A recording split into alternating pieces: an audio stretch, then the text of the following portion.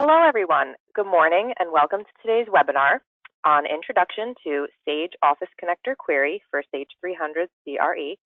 Our subject matter expert today is James Coyle.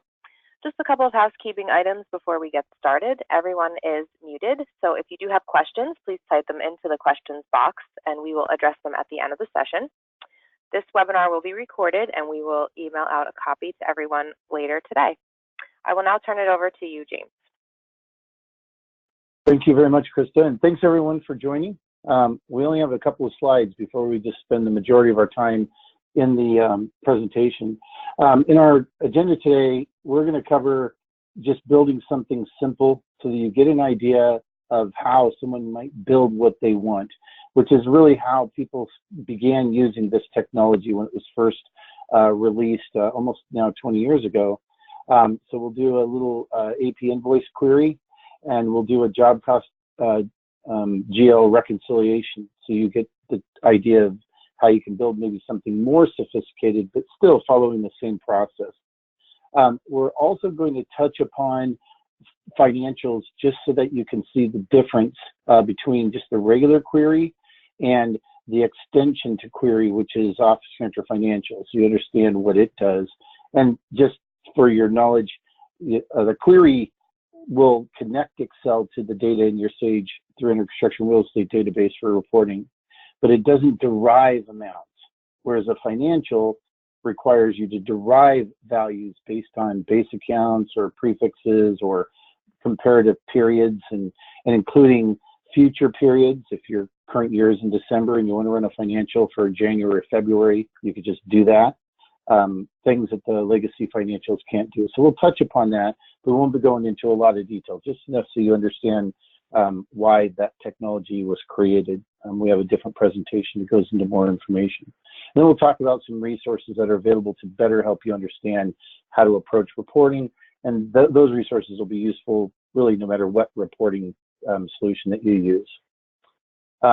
So the first thing we want to do is help differentiate for folks what this technology is versus other technologies. So there's a lot of different reporting technology for Sage.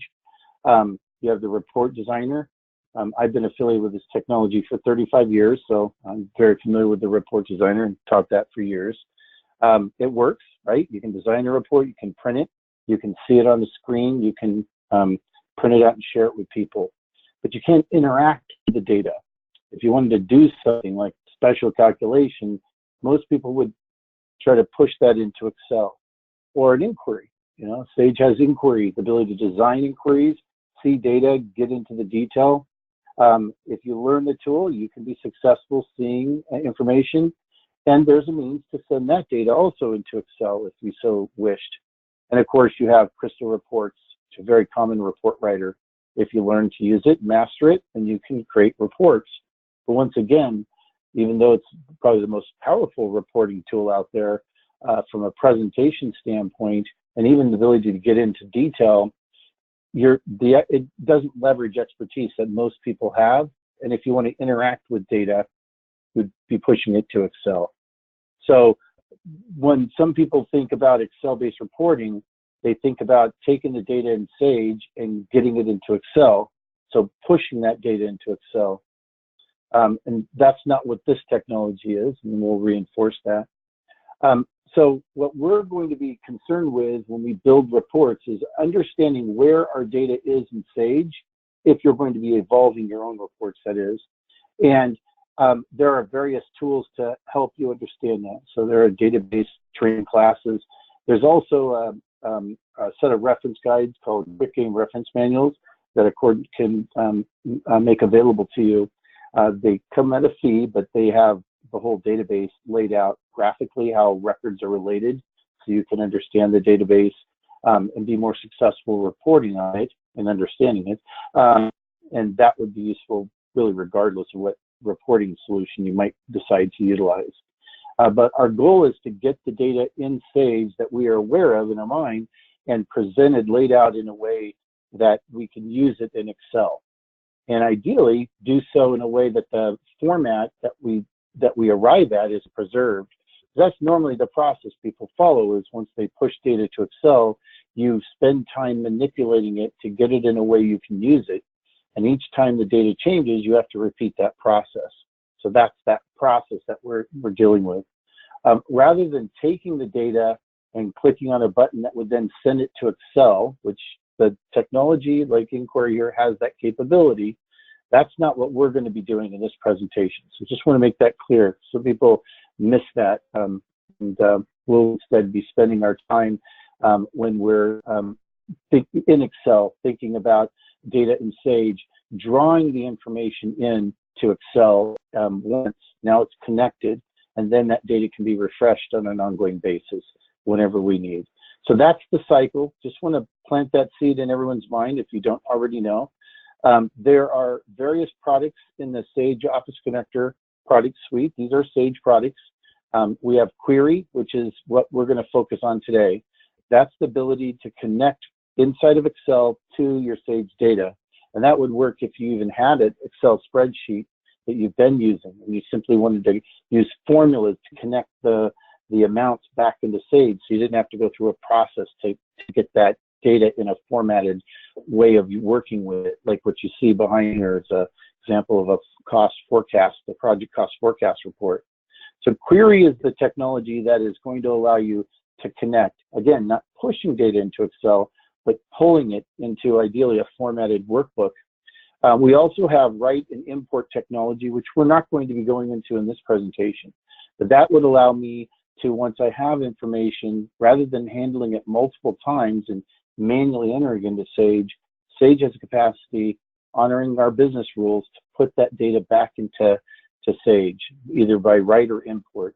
The technologies are not the same. You can write, you can import, and vice versa. But if you're interested in more about those products, just let a court know and we can do a presentation for you or provide you a recorded presentation on those.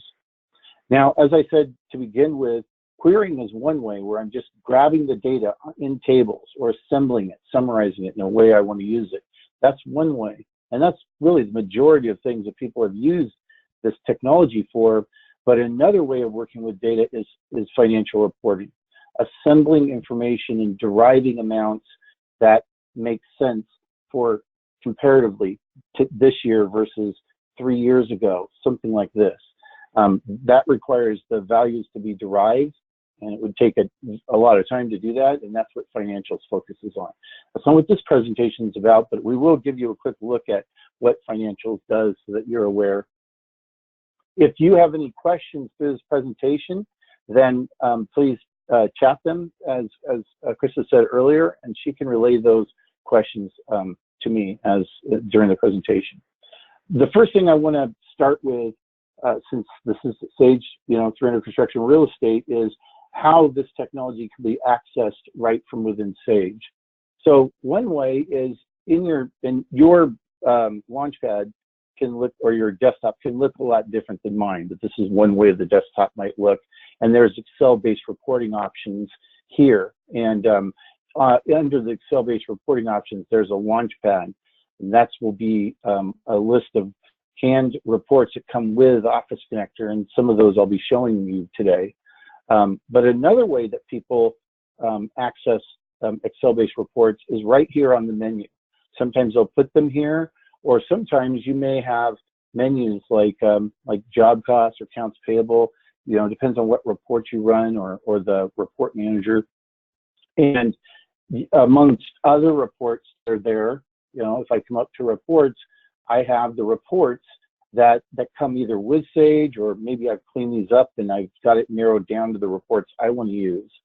And these are either report designer reports or Crystal reports, but they can also be Office Connector reports. So right here, I have a cost to complete report. So rather than using a report, some other report on there that's static, I can click this report, and now it's going to generate, it's actually a workbook template, and it's going to generate a workbook from that report there on the menu for me. See here, this was launched, and I can now go in and use this. So this is one of the LaunchPad reports. Any of the LaunchPad reports will all have similar tabs. And I just want to talk about that for a moment so that you're familiar when you're evaluating or using the reports. The information page will explain what is involved, how to use the report, the workbook, and what programs inside of Sage it utilizes, the workflow. And then here I have an admin page. So these are just like any other report. They're parameters. When you, like a cutoff date, that's what I have right here, or a job number, I can put that in. And as I point this up to you, I'm going to be demonstrating something, creating something from nothing. And I'll be creating parameters so that on an ongoing basis, not only could I get a report for my immediate needs, but I could use it on an ongoing basis because I've tied what the report is reporting on to something on my spreadsheet. In this case, a job and maybe a cutoff date. So let's see what we'll use here. I've got sample data, so I'll use that. This is just an Excel button. It comes in Excel. If you don't know, you could read about it in Excel, or consultants can teach you all these things as well. But if I click refresh, I'm going to then, this macro right here is going to do some things. It's going to refresh the data, and in this case, into this formatted report that you see right here.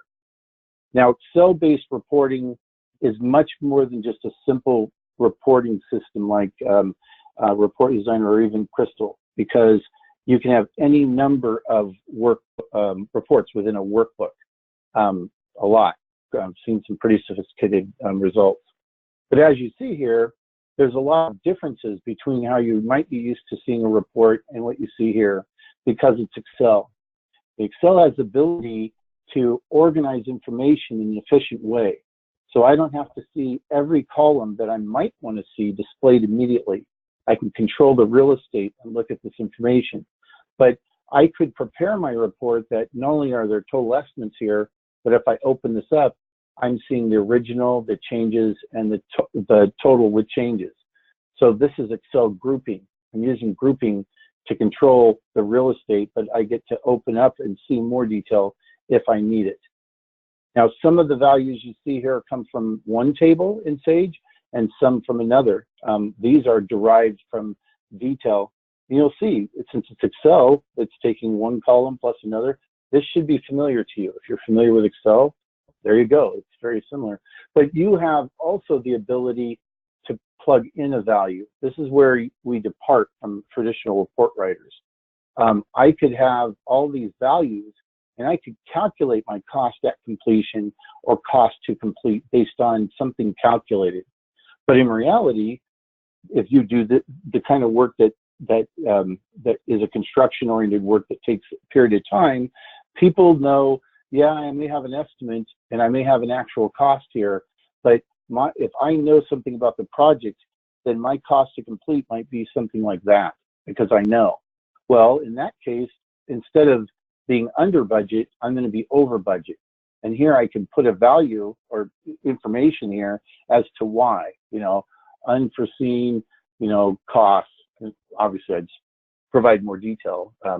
But now that is information along with the report. So you can collaborate with Excel-based reporting. So it does what regular reports do.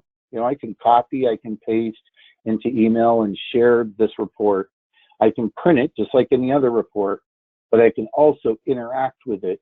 And it can do something even more powerful that you wouldn't ordinarily be able to do with Excel. Regularly with Excel, if I should try to build this with something like Microsoft Query, information you put in will stay on the row you put it in, like here, row 13. So let's say I had additional cost codes that were not yet in the system, and they just now got added. When you refresh this workbook, those cost codes will add in the order they're displayed here. So 1010 and 1020, those would push this row down. It would now occupy row 15. Normally in Excel, these values that I enter, they'll stay on the same row, row 15 or row 13. Well, then they're not valid anymore. That information really belonged with the cost code 1040, and now some other cost code occupies that row. So in observing how people utilize Excel and how you want to use Excel, we've created technology to assist you. And one of those pieces is a retain capability. You can retain the values on the correct row, and it will match them when you refresh. Now, this isn't something that is only available to a consultant or a designer. It is something you can learn to do yourself. The retain capability is a function. It's an Excel function added when you install Office Connector. So this is a quick introduction to just using an Office Connector report. And as you saw, I launched it right from my menu. So if that's how you choose to access the reports, you can put your Office Connector reports right on your menu. I want to point out that when Office Connector is installed in Excel, you'll see under add-ins, now there's always Excel add-ins, but see right here, I have options under add-ins, and these are my Office Connector options. So when I install Office Connector, I see these. Office Connector is installed when you install Sage, but if you didn't start immediately using it, your IT group may not have perpetuated Office Connector in your environment, but we can resolve that. Your core consultants and support can resolve getting these onto your menu so that you can utilize it. Certainly when you install the software, it will take care of that for you. So when you see this, these are the components of either using Office Connector or creating something. So here, just moving left to right, this option, and you see there's tooltips that hover over, but this option allows me to open up a data folder just like I would in Sage, or the ability to save a report as values only. So it's not connected. So I could share this with someone who doesn't have Office Connector, like a CPA or a bonding company. I have the ability to refresh. I have the ability to query. I have formula capability. And then as I proceed over here to the far right, here is capability that pertains to the writing back to Sage. If I could, rather than manually enter these values back into job cost, in the miscellaneous worksheets, I could have those entries created for me so I don't have to manually do them. And this technology, we have that capability. Office Connector import miscellaneous worksheets could put these values back into Sage, or they can be written in some cases. For example, if you saw a description that was wrong, one way is to correct it is you could go into job cost, use job cost and change that description. Another way is you could allow, if you wished, the ability to change the description here. You don't have to allow that, but you could. And then if you wanted with the writing, you could simply make that change in Sage without having to go there and use the job cost. So you have choices. Okay, so that's a basic introduction. Let me show you how to create something from nothing, and then we'll build upon all of that. So I'm going to bring up an Excel workbook, a blank one. There's nothing in here. And I'm just going to build a simple accounts payable type of a report. Now, in my example, I'm going to actually evolve something that's kind of sophisticated, but you'll see it's quite simple. So let's say I'm thinking about this, and I say, I want to be able to put in a vendor. And whatever vendor I put in, right here, 100, 101, whatever that is, I want to get information. Now, normally, if you didn't have Office Connector, that it would just stay there looking at you, nothing would happen. But let's say here I want to put in maybe the name of the vendor, some information about the vendor up here. And maybe down here I want invoices and maybe checks, and which is, if you know a lot about the database, you couldn't normally get to the checks for a vendor by just using the vendor number. You could get to the invoice payment, but not that. And I'm going to show you that with this technology, you can do whatever you want, really. So right here, I'm going to come up to add-ins, and I'm going to use the formula capability. So here's some formulas. Look up, find, count, and sum. I'm just going to give you a couple examples. So I'm going to pick the database. Now, these are my databases. You would see your own databases. And I'm using what's called the designer now. Before, I was using a query standard license, very affordable. This is a designer. These are concurrent use licenses, by the way. So I'm going to pick this folder, and it's going to now present to me a list of tables within my database that I can report on. Now, all the tables that are part of Sage 300 Construction Real Estate will display, except service management, purchasing, and inventory. They use a different ODBC driver. That stands for Open Database Connectivity. So you cannot see them with this driver, but you can see them in SQL Server, and there's separate technology that can provide you that can report off of that database. But Here I can see address book and accounts payable and so on and so forth. So right here, I want information off the vendor table, right? So if I scroll down, right there is the vendor. And if I wasn't sure, I could hit preview and it shows me, these are my vendors. You know, if you were in setting up a vendor, there's a name, there's a number, so on and so forth. So I'm going to pick the vendor table and I'm going to say, now the vendor's information I want might change based on whatever is in cell B2. If I change that to 101 or 102, I want all the formulas to change. So I'm going to say for it to get its value out of B2. Okay, so I use the dollar signs because is that an Office Connector capability or is that Excel? It's Excel. So this leverages your knowledge of Excel. So the value in B2, now I will say I want the name and I want the telephone and maybe I want the contact or the type or whatever it is that I want. So those are the three values I want off that table. So I hit finish. And so now these are formulas. So if I change this number, the data changes. It's tied to my Sage. That's what this technology is all about. So now let's say I want to, take these. I'll hit Control C, come down here, and I can paste and I can transpose. So there's different ways to do something. Let's see here. What did I do here? I want to paste transpose. By the way, when you build a formula, how you reference a cell can mean a lot about, how, if you can move it. So if I hit Control X and I hit Control V, so that's cut and paste, I can move values this way. So at this point, these are just Excel formulas. You can move them around the same ways. You can move any Excel formula you're familiar with, and what would happen to them if you didn't put a fixed cell reference would be the same as any Excel report, type of a report. Now, I might also want to put something here like, something that I want to present. And I could say, I want to count up all the invoices. So let's say I said right here, I wanted to have the number of, open invoices.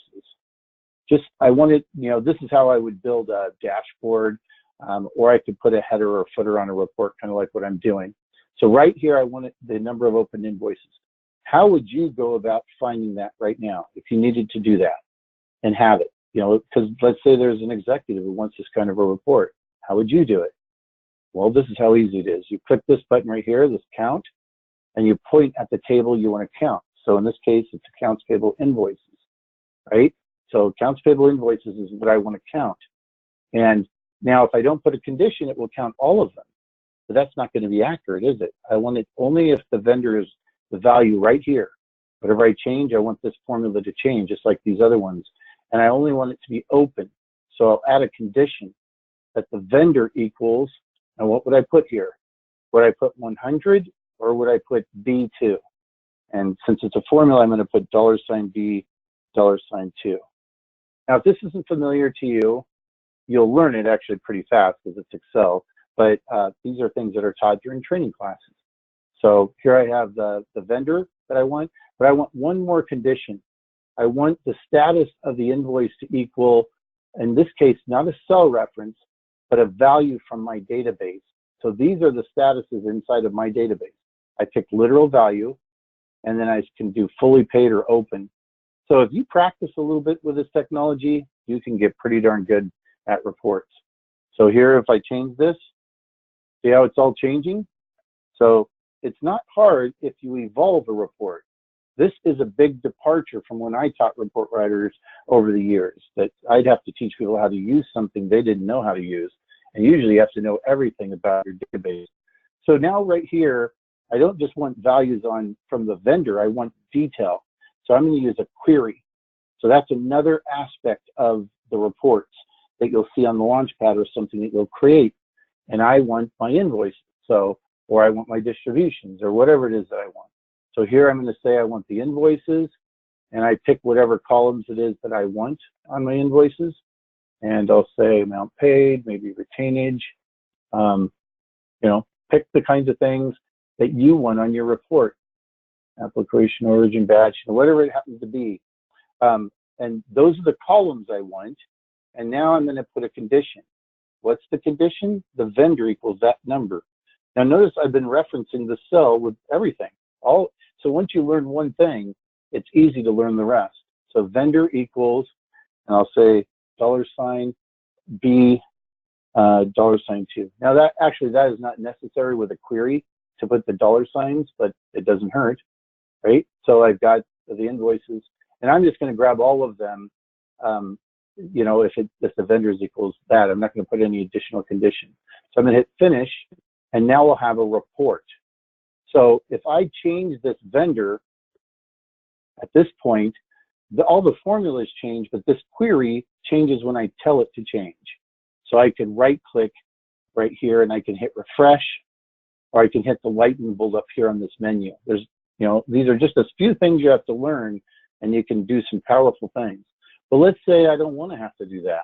That's not convenient. When I change this, I want this to change. This, what I'm about to show you, is not Office Connector. This is Excel. So I'm going to right click this, and I'm going to say when the parameter, the condition that this query is tied to changes, refresh the query. So there's only one condition. So now if I put, you know, 100, it goes back. So now I have a report of invoices, and right here, I'm going to grab something completely different. It could be job cost transactions, commitments. It doesn't, you can put data from any of the records that you want to put on there. You're not, if you've done report writing, you know that that's not the case, right? I've taught that a lot of years. People get frustrated. With this, you can be successful building things you might not otherwise be successful. So here I'll say accounts payable checked.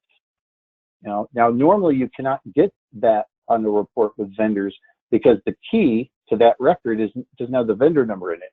But this software doesn't care about that. So I just pick the things I want. You know, I don't have to pick the vendor because it's going to be that, but I will. And now I'll add a condition. And see, the condition is, it's a value on the check. The vendor's there. Vendor equals what? It's the value in B2, just like I put in before. Right? And I hit next. And now I have a check report. And I can say when that changes, the value changes, to refresh automatically. And now I have a report that has two things on it.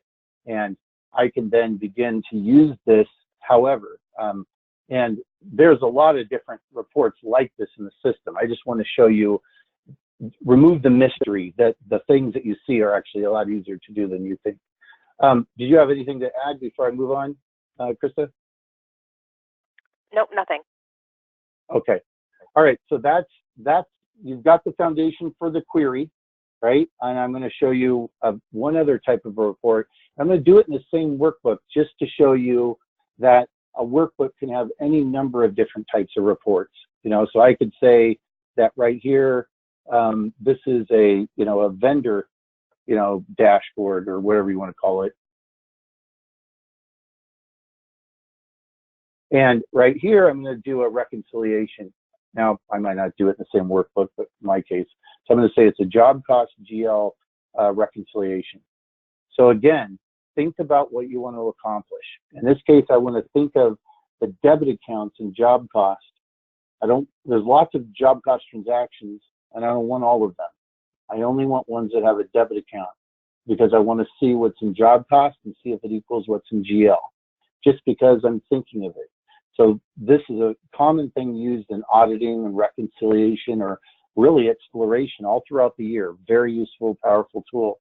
So I'm going to come here and I'm going to say there's a from date, a through date.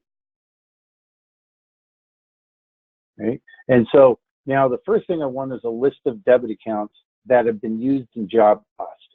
So I don't, that value is all over the place in job cost. It's probably on your categories or what have you, but it's on your transactions.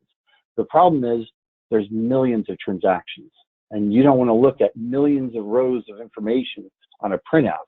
That would be terrible, right? Well, you don't have to. I'm going to use that same thing I just taught you, query. But in this case, I'm not going to look at these accounts payable ones. I'm going to look at job cost transactions. Now, of course, I'm not showing you the most difficult, hard reports to begin with. Like anything, you learn and you add to it. But you'll find as you learn a little bit, you'll begin to learn faster and faster. So here's all these columns on this job cost table. Well, what do I want? I want the debit account. Right there's a debit account. So I hit next.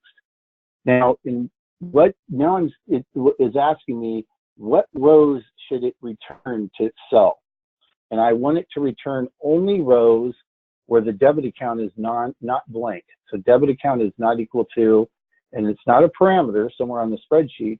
So debit account is not equal to a literal value, and the literal value is blank, right? So if I click this, these are a list of my debit accounts. See, the software will show you what's in your database, but I just want it to be not equal to blank. That means I get all my debit accounts. So that's my condition. Debit account's not equal to blank, and I'm done, but I actually want to exclude duplicate rows. I only want one row per debit account. So if I wanted, all the unique vendor cost code combinations, I would do exactly the same thing. Instead, though, I would choose vendor and cost code on the prior screen. And then here I'd say exclude duplicate rows. So as you see, you can do really sophisticated, difficult things very easily with this technology. So in this case, you could just leave the report to say query job cost transactions, but your peers over the years, because this technology has been used by a lot of people for a lot of years, they will rename this. They'll say, yeah, it does come from the job cost transactions, but it's my unique debit, accounts. So that way, if you had numerous reports in a workbook off the transactions, they could serve different purposes. You should name them, and you can do dashboards and stuff like that. It makes it really easy. So that's what I want initially. I have my debit accounts. So let's say I want the name of the account right here, and then here I want the job cost amount, and here I want the GL. The GL amounts are going to be right over here. So what do I do next? Well, you think about it. Where is the name of the account? I've already shown you how to use this lookup. So I would say I want to look up using this account number right here that I just got. I want to look up somewhere, and in account number is in general ledger. So GL account table is where my account numbers are, and now I can say the account number equals what? Because whatever account number, that's what value it's going to return from general ledger. Well, the account number is right here in D7. See, so it's very similar to what I've already shown you. That's the point here, is that you can build on what you already know to build a report. So here I've got the title of the account. These are values off the account table, and I can copy that down.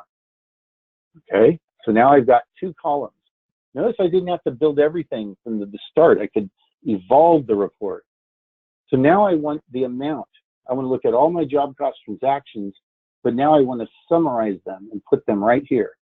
So if I pulled all my transactions into Excel, which would take a long time, right? I could then use a sum if function.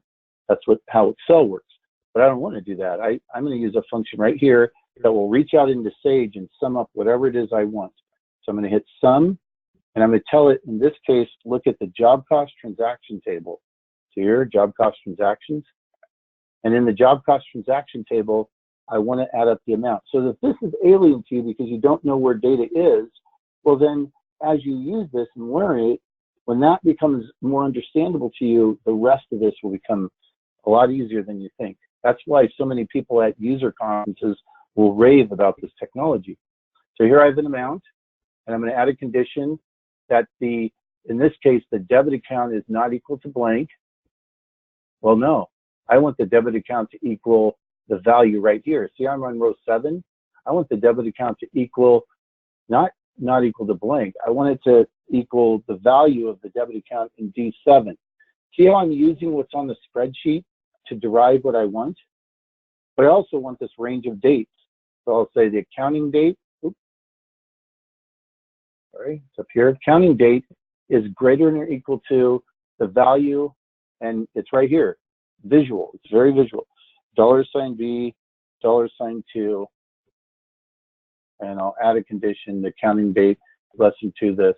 Now, I've had people go to Crystal Reports training and then see this and say that they learned how to do in a few minutes in a lab what they couldn't do after numerous classes to learn Crystal. And that's because this is very visual and it leverages something you know, Excel.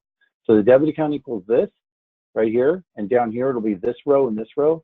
I'm going to build a formula, you see, and copy it down. And then there's that date range. So there you go, and I copy it down. And now if I change this date range to 3/31/2015, see how the amounts calculate? I've got a report I can use forever. That's how easy it is to evolve something. So for general ledger, it's the same exact thing. You're just looking at a different table. So I'm going to say I want to sum, but not job cost. I want GL. So just try to have someone teach you in Crystal how to build something like this, and you don't know Crystal. How easy would that be? So here I'm going to grab both the debit and credit accounts, because if there's anything going on with this account, I want to know about it. So I'll say, look at both values, but again, I only want the value for the account equaling the value in D7, just like I just did. So I'm just using the same technique for almost everything. Counting date credit equal to $B, $2.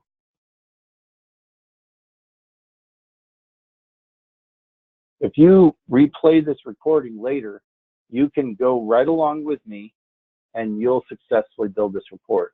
Well, then think about some other report that you might want. So here I've got these values, I copy them down. If I wanted, I could, let's say I want to sum up these two values right there. How would I do it? There's lots of ways. I could say I want to sum and just say these two values, right? And this is going to be my net, my GL net. And then maybe I say that's good.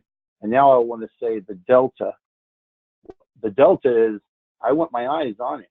I should look at this every month before I close the month. Don't close your month if your job cost and GL aren't improved. You want to reconcile that at the end of a quarter or at the end of the year? Don't do that. With this technology, you can see things out of proof immediately and deal with them. So how do you do the delta? Oh, it's simple. It's right here. I say, it's just Excel, right? Equals this minus this. See how I built my own formula? This wasn't from Sage. I added it together right there. Now I did another formula. That's how this technology works. All the reports you see on the LaunchPad come from these kinds of examples. So if I come back out to the LaunchPad, I'm going to have to show you my entire desktop. I didn't open my LaunchPad before. Now you'll see how cluttered my desktop is. All right, everyone, that's what it really looks like. Let's just hide that because it's embarrassing. I should have my desktop more cleaned up. So these reports here on the LaunchPad are examples of reports that come with Office Connector, and you can run any of these kinds of reports. But as you see, there are very sophisticated ones. Like here's a cash flow report. So with the standard license, you can run any of these reports. So if I click this right here, here you go. It's a report. It'll explain to you right here what it is. But if I come here and put a cutoff date like 5, hit refresh, then what it's doing is it's picking my folder just like I did when I built something from nothing. It's grabbing data out of Sage for jobs, and then it's calculating my cash in and out, and it's showing me, but it's also immediately graphing the results. So graphs and charts and things and pivot tables are automatically part of Excel-based reports. So you should add visual elements to your reports. But as you see, not only is it graphing real time when I refresh, but let's say you want to know what makes up a number. This is sample data, right? This company's not doing that great. But I can have other reports. Here are sub-reports. There's nothing in there yet. Unlike a pivot table that would require you to pull all your detail into Excel, which is very slow and difficult to produce summarized reports. If I have this, I can say I want to see what makes up this number, and it will pass parameters to another report and refresh it. So these can be added to your reports by a consultant working with you from Accordant, or you could learn to just do this yourself. So this means it's not only am I displaying the amounts like you saw me do in my other example, but I can drill into the detail. So you can drill down something. I can even drill down more than once and get all the, so this is a summary of transactions, but here are the detailed transactions. So there are a lot of reports on the LaunchPad, But before I show you some other ones, I want to show you a quick example of what kind of a limitation of just querying data. Oops, sorry. I'm inside of this, here, you turn me, cooperate with me, Excel. Inside of an Excel workbook, if I built like something from General Ledger, okay, which is where the legacy financials that you have comes from. If I do this, and I click here, and I look at, say, General Ledger accounts, this is what the legacy General Ledger that's part of Sage has access to. It's got the account number, the title, the type, and it's got these balances like current and future. It's there. The legacy financials just doesn't use future balances. So that means if your year is currently December, your year end, and you want to do a financial for January or February or March, what do you do? We would tell you to make a copy of your database and close the year and then the month, and next month do the same. You'd have to keep doing that. But the financials I'm going to show you, you can just run the report off of future periods. But the legacy financials is limited. It doesn't do that. So what it's limited to is these values. So query can see these values, right? That's what query does. It can pull values and you can display them. But financial reporting is all about deriving value. So to get a report like what you'd see over here on the financials tab, which requires you to have query, but also the Office Center Financials extension. Let's say I wanted to see a financial statement, but I like that drill down that I just showed you, right? So there's a report right here. It requires, like I said, query, Office Center query, but also the financials extension. So in this case, I've got some sample data to show you. I've got an admin page with parameters, just like you saw, but I could put in here 2020, and then I could put in like period 1, 2, or 3. If you have a fiscal year end where your year end is not a calendar year, this technology can still report. In fact, it can consolidate prefixes that don't have the same year ending. The Office Center Financials can. But whatever you just put the values in here, and when you hit refresh, it's going to fill out these reports right here for you. And I'm going to, again, this is a quick overview, right? I'm not going into, but we do have a financial presentation. We'll go into a lot more detail. But here you see, I've got values, balance sheet, trial balance, profit loss. But if I want to see what makes up a number like this, I have a report. It doesn't. It will then at that point pull the detail that makes that up. So it's something more than what just the legacy financials can do. So that's one example, and I just want to show you one other, like kind of a preview of what you're going to see in the financial presentation, so you kind of get an idea of that. At the same time, do we have any questions?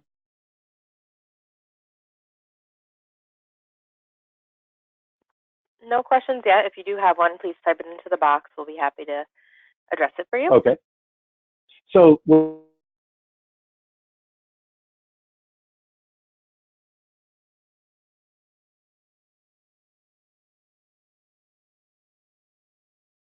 right?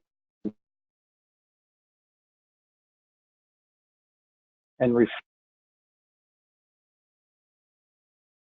I could say the kinds of values I want to return might be year-to-date activity, or period activity, or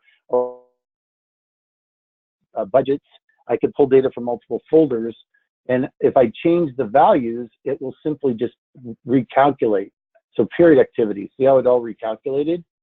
But I could also put months next to each other, including last year, the year before, 3 years ago, depends on how long you've been using Sage.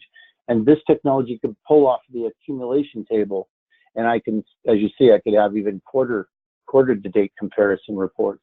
So if you want to know more about that, the query couldn't do that. It would be way too much capability for just a simple query. So we created technology to make it easy for you to create your own reports.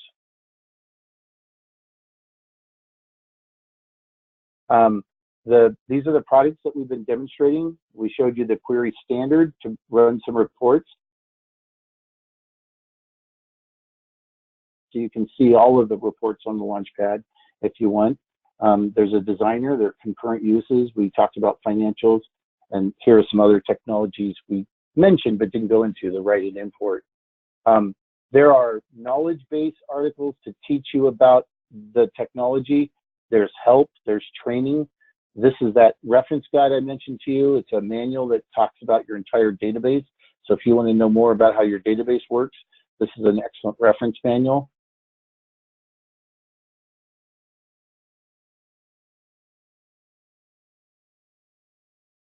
Advanced classes, you can click there for schedule.